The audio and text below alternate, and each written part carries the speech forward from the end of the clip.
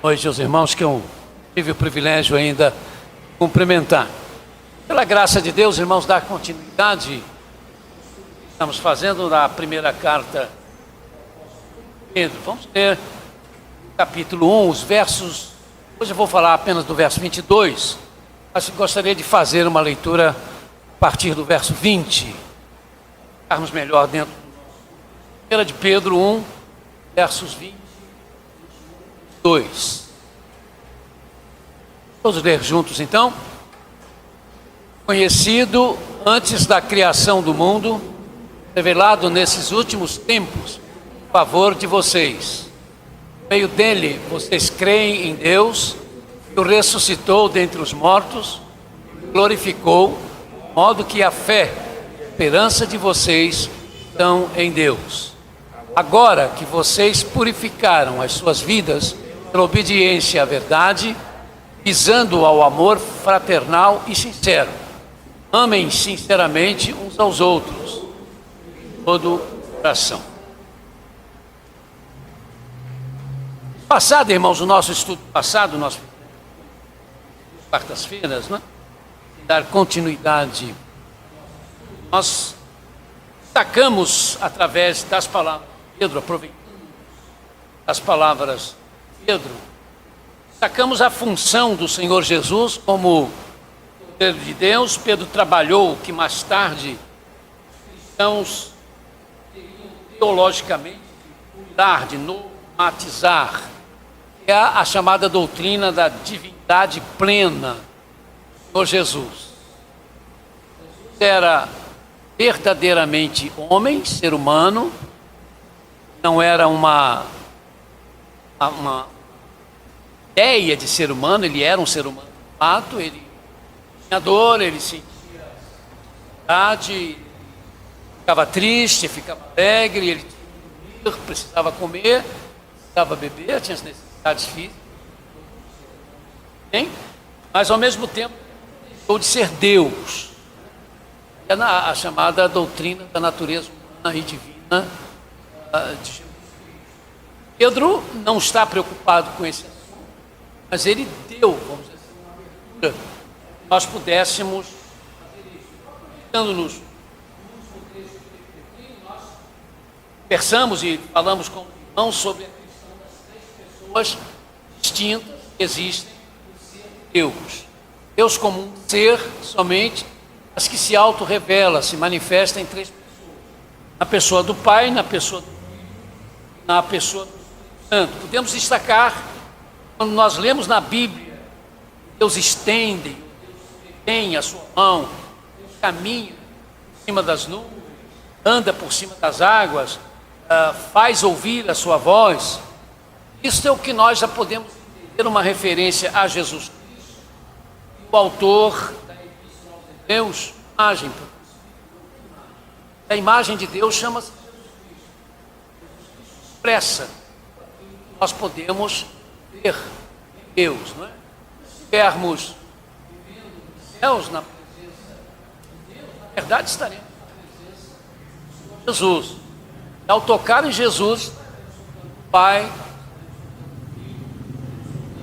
Santo, conversarmos com Jesus, estaremos conversando com o Pai, com o Filho. As visões que aparecem de Jesus sentado ao trono, ao lado de Deus, irmãos, observe que não fala da imagem de Deus, fala da glória de Deus, sentado à sua direita. E à sua direita, porque na linguagem oriental, quando alguém se senta à direita do outro, tem a mesma importância da pessoa com a qual ele está sentado.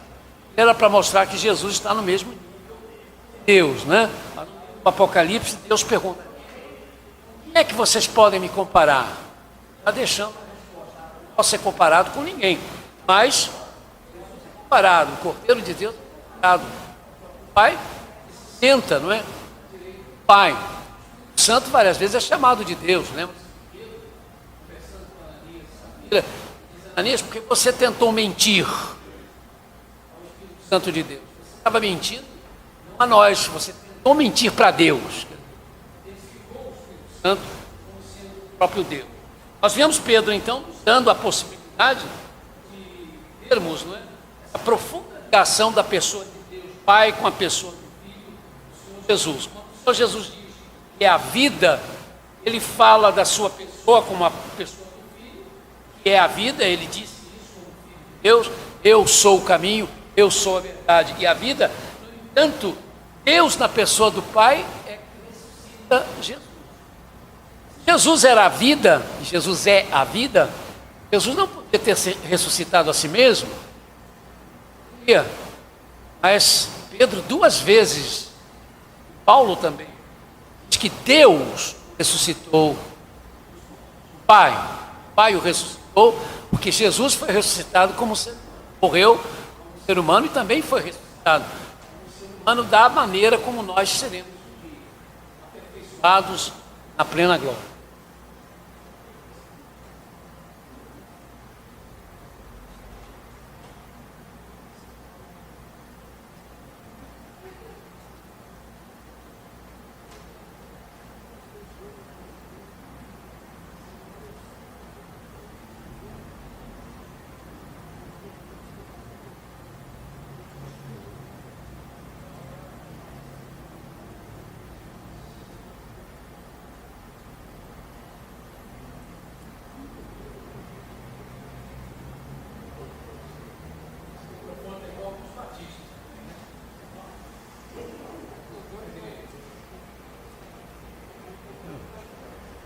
De qualquer forma, irmãos, o que fica aqui destacado, não é essa preocupação de Pedro de exaltar esse poder de Deus, esse jeito de Deus ser, não é? De uma forma até incompreensível a nós pelos nossos limites humanos, para destacar, no entanto, o relacionamento que Deus tem com a sua igreja, tem com o seu povo. Isso nos coloca, então, no texto de hoje, que é o versículo 22. Agora que vocês purificaram as suas vidas pela obediência à verdade, visando ao amor fraternal e sincero, amem sinceramente uns aos outros e de todo o coração. Vamos analisar primeiro essa expressão de Pedro. Agora que vocês purificaram as suas vidas. É preciso que a gente tente ou consiga compreender o que isso quer dizer, porque a expressão de Pedro aparentemente fala de algo que está definitivamente resolvido. Agora que vocês purificaram as suas vidas. A ideia dele é que nós temos as nossas vidas purificadas. Mas se nós formos, por exemplo, ao Apocalipse, lá no último livro da Bíblia, o Apocalipse capítulo 22, verso 11, nós vamos encontrar o relato do anjo que estava conduzindo João na sua visão e dando um recado de Jesus a João para que João escrevesse. Esse anjo disse assim: continue o injusto a praticar injustiça, continue o imundo na imundície, continue o justo a praticar justiça e continue o santo a santificar-se. Apocalipse 22, 11. Paulo, quando escreve aos Filipenses 4, verso 8, ele diz: finalmente, irmãos, tudo que for verdadeiro, tudo que for nobre, tudo que for correto, tudo que for puro, tudo que for amável, tudo que for de boa fama, se houver algo de excelente ou digno de louvor, pensem nessas coisas.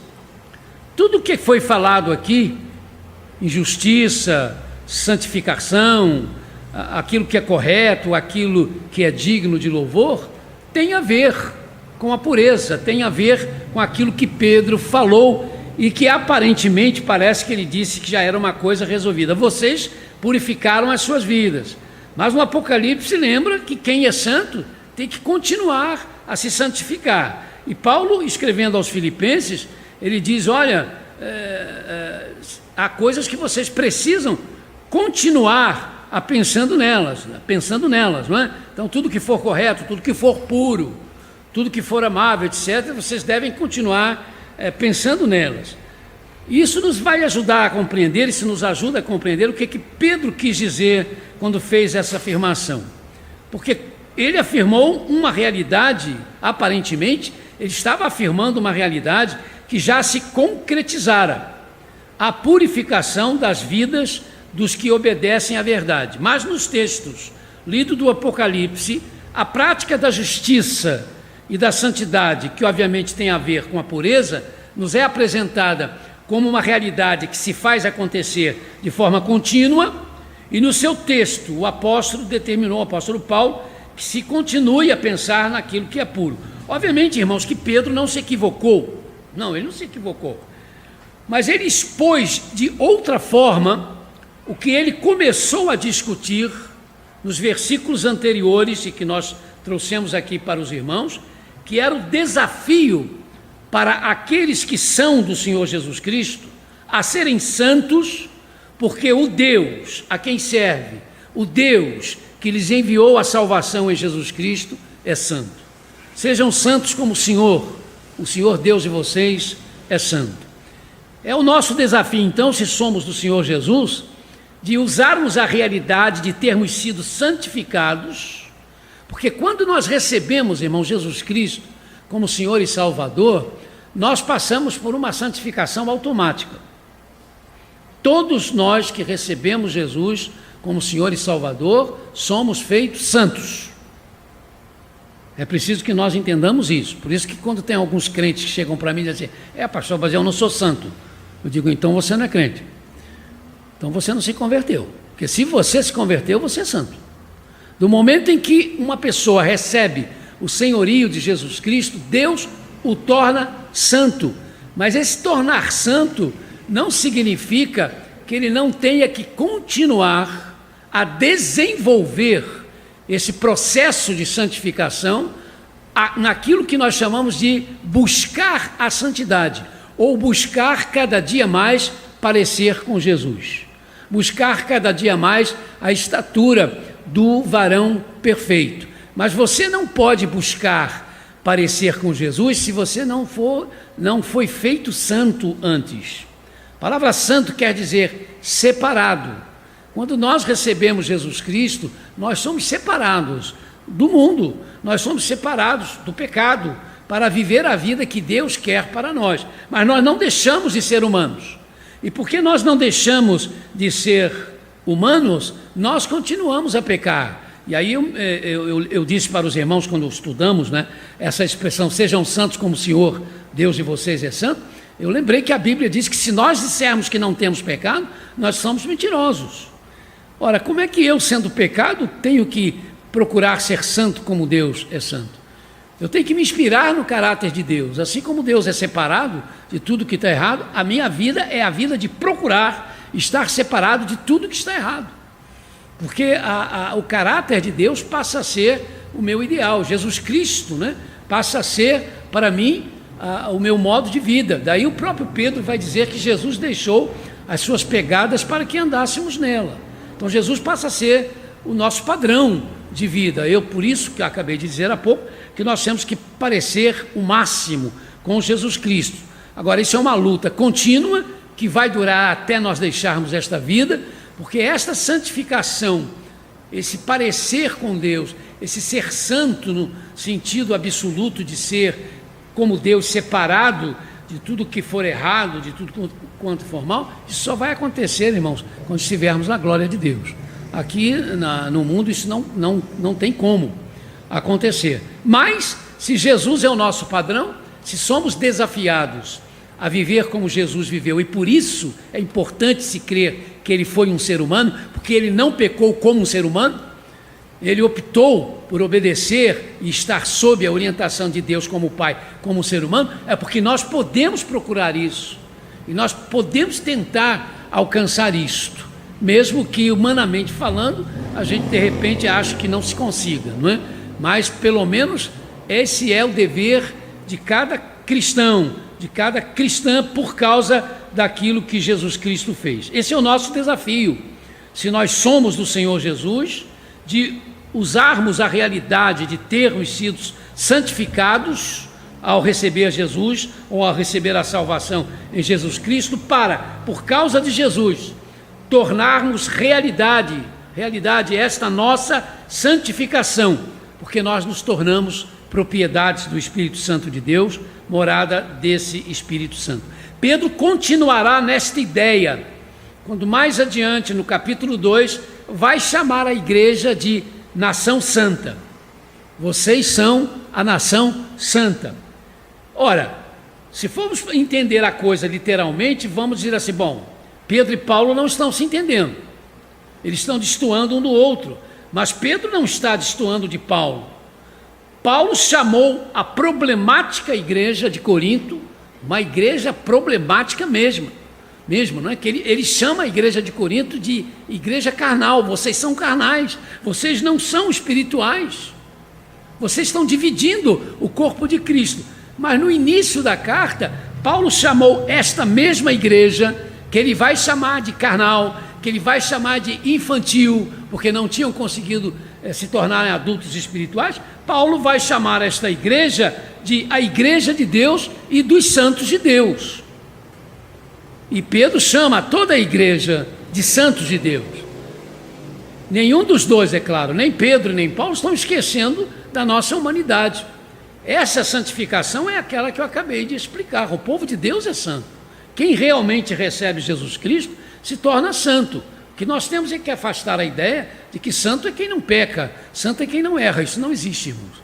O ser humano não pode chegar a esse ponto, mas a procura do ser humano de se igualar com Jesus Cristo pode fazer a vida dele uma vida tremendamente diferente, tão diferente que ele pode até mesmo parecer com Jesus. O que Pedro passou aos cristãos, que ele precisava alcançar, e nós precisamos alcançar hoje, é que ao recebermos a verdade aos olhos de Deus, nós nos tornamos puros, mas que isso significa travarmos conosco mesmos, travarmos com o mundo, sempre, no entanto, com a ajuda do Espírito Santo, a nossa luta, para que possamos viver enquanto continuamos sendo seres humanos, vivermos da maneira que Deus possa se satisfazer com a nossa forma de viver. O vivermos como pessoas que foram feitas santas e que por isto buscam todos os dias o se santificar para, à luz do que ensinava a Epístola aos Hebreus, haja uma comunhão com Deus da nossa parte que nos possibilitará senti-lo em todos os dias da nossa vida e que as pessoas possam ver Deus em nós. Em Hebreus está escrito: busquem a santidade ou a santificação, sem a qual ninguém verá a Deus. Não está falando de salvação, porque a salvação não é pelas obras, a salvação é pela graça de Deus. Você não se torna santo para ser salvo, você se torna santo porque já está salvo. Agora, se você não busca, você se tornou santo, Deus santificou você. Agora, se você não busca, à luz do fato de você ser santo, santificar-se nesse seu dia a dia, para, como eu disse, parecer com Jesus Cristo, você não tem comunhão com Deus, você não consegue orar, você faz até as suas orações, mas sabe aquela sensação que a oração não passou do teto? E as pessoas não podem ver Deus em você, não vai conseguir ver em Deus em você, por causa das suas atitudes, da sua maneira de ser, da sua maneira de agir.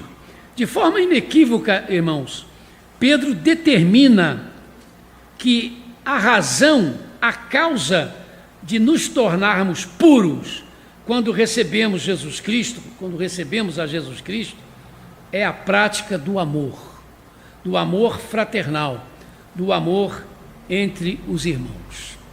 Irmãos, e esse texto é realmente de nos desafiar, porque Pedro não deixou dúvidas. Vocês foram purificados, vocês estão santificados, porque vocês receberam a verdade, vocês são obedientes à verdade para. Aí ele diz por quê? Por que que isso aconteceu? Isso aconteceu para que nós pratiquemos aquilo que a Bíblia chama de o amor fraternal.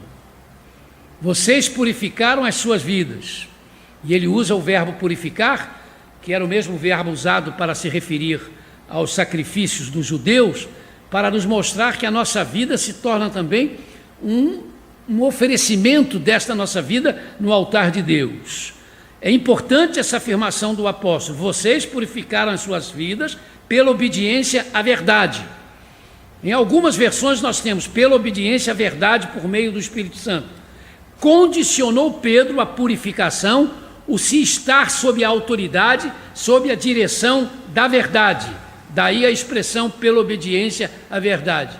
Então a conclusão é essa: não recebeu realmente o senhorio de Jesus Cristo, não recebeu a salvação em Jesus Cristo quem não se dispôs a obedecer Jesus Cristo, que é a verdade.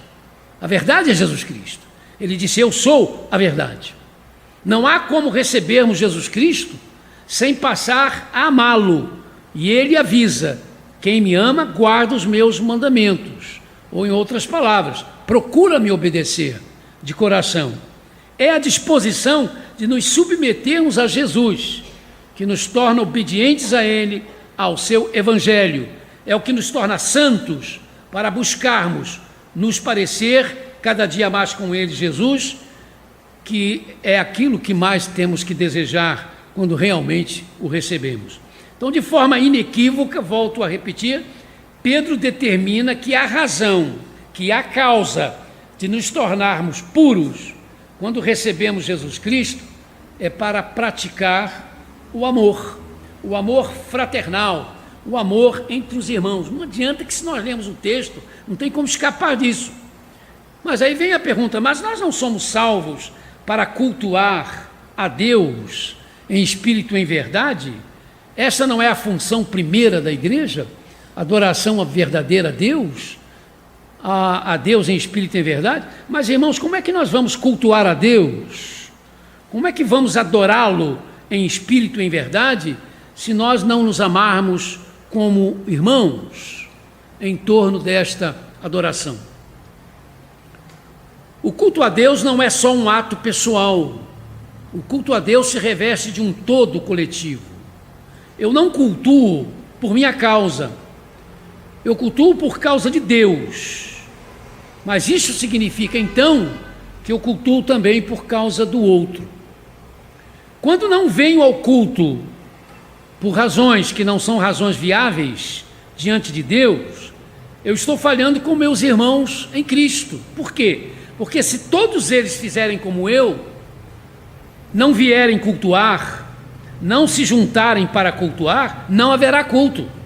E aí a igreja deixará de cumprir a sua finalidade primeira, o de cultuar, e vai deixar de ser a igreja. Então, na função principal da igreja, que é o culto a Deus, intrinsecamente está presente a realidade do amor uns pelos outros. Entenderam o que eu quis dizer? Quando você vem à igreja, quando você vem ao culto, você não tem que vir por sua causa, ou só por sua causa. Você está vindo também por causa dos outros. Daí esse raciocínio: se você não vier e os outros fizerem o que você faz, não virem também, o que vai acontecer? Não vai ter culto. Se não vai ter culto, a igreja não pode cumprir a sua função. Então, querido, você vem ao culto por causa de Deus, porque o culto não é por sua causa.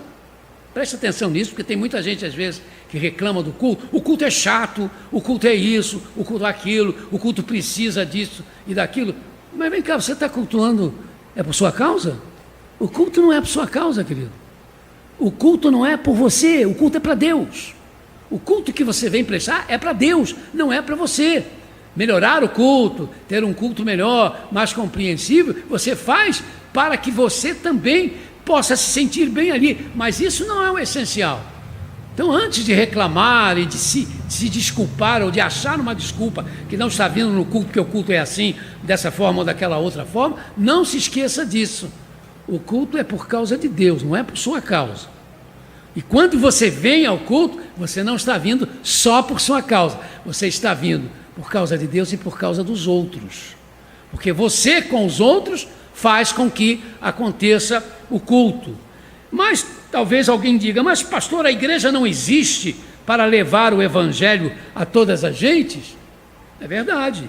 Mas como é que se pode levar o evangelho a um povo sem que tal povo possa perceber que neste mundo de opressão, de mentiras, de falcatruas, do se preocupar em levar vantagens, não importa sobre quem, como levar o evangelho sem que aqueles que nós estamos alcançando percebam que eles serão amados? que eles vão fazer parte do ambiente no qual eles serão amados. Irmãos, isso é um tapa no rosto da gente muito grande, muito forte. Porque cada vez que entra uma pessoa nova aqui na igreja, cada vez que alguém se converte e que começa a fazer parte, né, da nossa comunidade, não há como a gente não temer quando ele pode de repente se deparar com A, com B, com C, com D, que às vezes esquecem, que são crentes, que fazem coisas que não são plausíveis ou não são coisas pertinentes a uma pessoa salva por Jesus Cristo. E o que é que isso pode causar nessa pessoa que às vezes já vem do mundo decepcionado, triste de ser enganado, já cansado de ser enganado, cansado de ser tapeado, de ser ludibriado, para vir à igreja e de repente encontrar mentirosos também, enganadores também, ludibriadores também. É que pela graça de Deus e pelo Espírito Santo de Deus, a própria pessoa começa a compreender que aqueles que estão na igreja fazendo isso estão fora do contexto. Ou não se converteram, ou precisam se converter, ou precisam se voltar para Deus, porque estão negligenciando a vida espiritual. Mas se não for esse milagre do Espírito, irmãos, a igreja também não existiria. Então temos sim que ter a igreja para pregar o mundo até a última criatura e levar o evangelho a toda criatura, como nós sempre repetimos e constantemente falando. Mas o levar o evangelho é levar essas pessoas que estão sem Cristo uma outra visão de vida. Esta visão de que quando eles entrarem, vierem, fazerem parte da igreja de Jesus Cristo, eles serão pessoas amadas. Vamos pensar agora nessa situação que está acontecendo no Afeganistão, onde os poucos crentes que existem lá, existem muito poucos, estão escondidos, irmãos, vivem escondidos, não podem se revelar, porque quando são descobertos são mortos. Lá não tem muita saída não, ou fogem, porque se forem descobertos são mortos. Vamos que eles imaginar que de repente a gente receba um grupo de afegãos como pessoas refugiadas e venham aqui para a nossa igreja para continuarem a viver o seu cristianismo, que lá viviam escondidos, agora não vão precisar mais escondidos, mas se vierem como refugiados, estão sem emprego, estão em dificuldades, e quantos de nós pensaríamos, mas poxa, essa gente vai se tornar peso para a gente, vai virar um peso aqui para a gente, vai nos dar trabalho, por que vieram para cá? Esse é o pensamento que podemos ter, ou que devemos ter? De forma nenhuma. Mas os irmãos vão concordar comigo, não é um pensamento que a tendência nossa às vezes é ter. Vamos falar de coisas mais reais em relação a nós. Como se sentem, queridos e queridas, os que estão lutando para se livrar das drogas e desejam pertencer à nossa igreja? Como é que nós os encaramos? Esse pessoal pode ser um estorvo para a gente, esse pessoal pode trazer problema para a gente, como é que a gente vai lidar com eles? Bom, eles estão querendo ser membro da igreja, mas não é melhor esperar mais, vamos deixar passar mais um tempo. Mas olha o que Pedro escreveu, irmãos. Vocês já foram santificados para que o amor fraternal exista entre vocês. A razão foi esta, porque essa razão explica todas as outras. A evangelização, a pregação de que você não pode ser salvo a não ser por meio de Jesus, tem a ver com isso. Por isso Jesus diz: todos saberão que vocês são os meus discípulos se vocês se amarem uns aos outros. Com certeza, irmãos, o apóstolo trouxe à mente, quando Pedro escreveu o que escreveu, ele estava na mente com essas palavras de Jesus que ele ouviu pessoalmente. Então nós precisamos parar seriamente para pensarmos nisto. O oráculo de Deus neste texto nos colocou naquilo que o povo chama de um beco sem saída. Aquilo que Pedro falou é, de certo modo, um beco sem saída. Vocês foram santificados, vocês tiveram suas vidas purificadas pela obediência à verdade, visando o amor fraternal e sincero. Foi para isso que vocês purificaram as suas vidas. Então nós temos que parar, irmãos, para pensar nisso aqui. Que isso aqui é uma coisa, um desafio realmente tremendamente grande. Então, eu fui feito santo, eu fui feito separado por Deus, eu estou sob o senhorio de Jesus Cristo, mas há uma finalidade nisso.